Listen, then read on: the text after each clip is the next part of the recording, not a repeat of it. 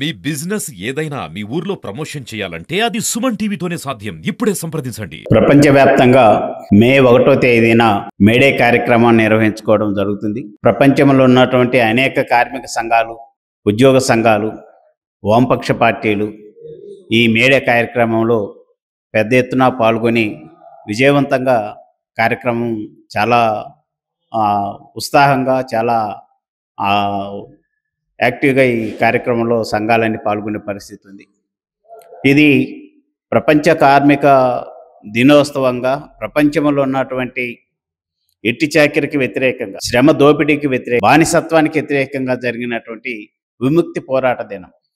కనీస వేతన చట్టం కోసం, పని గంటల చట్టం కోసం, నిర్బంధాన్ని వ్యతిరేకిస్తూ కార్మికులు తమ రక్తాన్ని సిందించి సాధించుకున్నటువంటి రోజు. అలాంటి రోజు క్రిస్టియన్లకు క్రిస్మస్, హిందువులకు సంక్రాంతి లేక ఇతర పండుగలు, ముస్లిమ్స్కు రంజాన్ లాగా ఏ రకంగా పండుగలు నిర్వహించుకుంటారు. కార్మిక వర్గానికి మేడే అనేది ఒక పండుగ లాంటి వాతావరణం. తమ జీవితాల్లో అనేక వెలుగులు తీసుకొచ్చినటువంటి పండుగ లాంటిది. దీని స్ఫూర్తి భవిష్యత్తులో ఈ దోపిడీకి వ్యతిరేకంగా, సంస్కరణవాదానికి వ్యతిరేకంగా, ఉన్మాదానికి వ్యతిరేకంగా శ్రామిక శక్తిని అంతా కూడగట్టుకొని పోరాటాలు చేసి మరిన్ని విజయాలు సాధించుకోవాల్సినటువంటి అవసరం ఉంది. ఎందుకంటే నేడు పెట్టుబడిదారి వ్యవస్థ, భూస్వామ్య వ్యవస్థ రెండు మిలాఖతై పెద్ద ఎత్తున దోపిడీ చేస్తున్న పరిస్థితి. గ్రామీణ ప్రాంతాలలో కార్మికులను, వ్యవసాయ కార్మికులను, ఉపాధి కార్మికులను, రకరకాల వృత్తుల్లో ఉన్నటువంటి వాళ్ళను భూస్వామ్య వ్యవస్థ దోపిడీ చేస్తుంటే, పట్టణ ప్రాంతాల్లో పరిశ్రమల్లో, ఫ్యాక్టరీల్లో, అదేవిధంగా యజమానులు దానికి సంబంధించినటువంటి శ్రమ దోపిడీ కొనసాగింపుగా ఉంది. రూపం ఏదైనప్పటికీ కూడా సారాంశం అయితే ఈ దోపిడీ వ్యవస్థ అనేది కొనసాగుతున్నది. ఈ దోపిడీ కొనసాగుతున్నంత కాలం పోరాటాలు ఉంటాయి, ఉద్యమాలు ఉంటాయి. ఈ పోరాటాలు, ఉద్యమాలు కార్మిక వర్గం మొత్తం ఐక్యమై సాధించినటువంటి రోజు కార్మికులకు విముక్తిగా ఉన్నటువంటి పరిస్థితి ఉంది. ఈరోజు మొత్తం ప్రభుత్వ సంస్థలన్నీ కూడా ప్రైవేట్ పరం అవుతున్నాయి.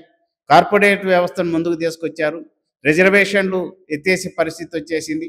ఈరోజు రిజర్వేషన్లు అమలు చేయడానికి ప్రభుత్వ సంస్థలే లేనటువంటి పరిస్థితి వచ్చింది. ప్రభుత్వ సంపద అంతటి కూడా కార్పొరేట్ సంస్థలకు బెయిల్అవుట్ స్కీముల కింద పెద్ద ఎత్తున లక్షల కోట్ల రూపాయలు ఇస్తున్నారు. పేదల సంక్షేమం కోసం ఖర్చు పెట్టేది ప్రభుత్వ పరిధిలో చాలా తగ్గిపోతుంది. ఇలాంటి స్థితిలో కార్మికులు, ఉద్యోగులంతా కూడా ఈ సంస్కరణవాదానికి వ్యతిరేకంగా, ప్రభుత్వ విధానాలకు వ్యతిరేకంగా, ప్రపంచ బ్యాంకు షరతులకు వ్యతిరేకంగా పోరాడాల్సినటువంటి అవసరం ఎంతైనా ఉంది. ఆ రకమైనటువంటి పోరాటాలు చేస్తేనే భవిష్యత్తు తరాలు ఆ రకంగా ఉంటుంది. మన ముందు తరాలు ఆ రకమైనటువంటి ప్రాణత్యాగాలు చేశారు. వాళ్ళ ప్రాణమాన త్యాగాల ప్రతిఫలం ఇది. ఈ ప్రతిఫలం మనం అనుభవిస్తూ మరిన్ని ఫలితాలను మన భవిష్యత్తు తరాలకు అందించాలంటే కార్మిక వర్గం అంతా ఐక్యం అవ్వాలి. విధానాలకు వ్యతిరేకంగా, సంస్కరణలకు వ్యతిరేకంగా పోరాడాలి. దోపిడీకి వ్యతిరేకంగా పోరాడాలి. శ్రమ దోచుకుంటున్నటువంటి శక్తులంతా కూడా ఈరోజు ఏకమవుతున్నాయి. శ్రమ దోపిడీకి గురవుతున్న శక్తులన్నీ కూడా ఒక తాటి మీద రావాల్సినటువంటి అవసరం ఉంది. దానికి నాయకత్వం అనేక వామపక్ష సంఘాలు, కార్మిక సంఘాలు ఈరోజు ఇవన్నీ కూడా ఒక తాటి మీదకి వస్తే భవిష్యత్తు కార్మిక వర్గాన్ని, కార్మిక వర్గం రాజ్యాన్ని స్థాపించడం పెద్ద విషయం ఏం కాదు. ఆ రకమైనటువంటి ఉదాహరణ మన ప్రక్కనే ఉన్నటువంటి శ్రీలంకలో చూడొచ్చు. కొద్ది కాలంలోనే తిరుగుబాటు తీసుకొచ్చి ఆ రకంగా వామపక్ష చేతులకి అధికారం వచ్చిన పరిస్థితి ఉంది. ప్రపంచవ్యాప్తంగా చూసుకున్నప్పుడు 1/3 ఈరోజు వామపక్ష చేతుల్లో పరిపాలన కొనసాగుతుంది. మన రాష్ట్రంలో అయితే మన దేశంలోనే ఆదర్శంగా కేరళ ప్రభుత్వం ఈరోజు వామపక్ష ప్రభుత్వం ఉన్నటువంటి పరిస్థితి.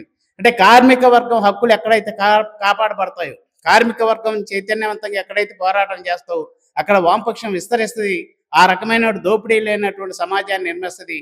ఆ దోపిడీ లేని సమాజం కోసం మొత్తం కార్మిక శక్తి ఏకమై పోరాడాలి. కార్మిక వర్గానికి అందరికి కూడా మేడే శుభాకాంక్షలు తెలియజేస్తున్నాం. భవిష్యత్తులో మరింత ఉధృతమైనటువంటి ఐక్యోద్యమాలు నిర్వహించాలని చెప్పేసి కోరుకుంటున్నాం. బడుగు వెంకటేశ్వర్లు, ఆంధ్రప్రదేశ్ వ్యవసాయ కార్మిక సంఘం ప్రకాశం జిల్లా ఉపాధ్యక్షులు.